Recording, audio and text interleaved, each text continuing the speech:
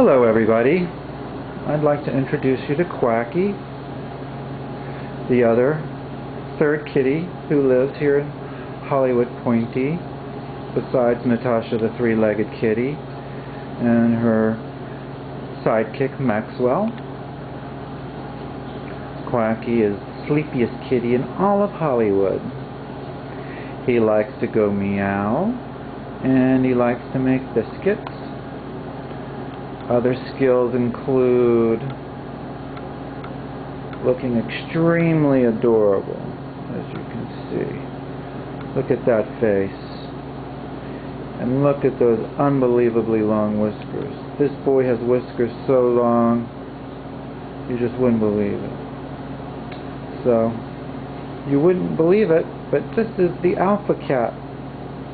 And he rules his domain with a very firm but benign paw. So now you've met all of the kitties of Hollywood Pointy Apartments, and Quacky says, peace be upon you. Over and out.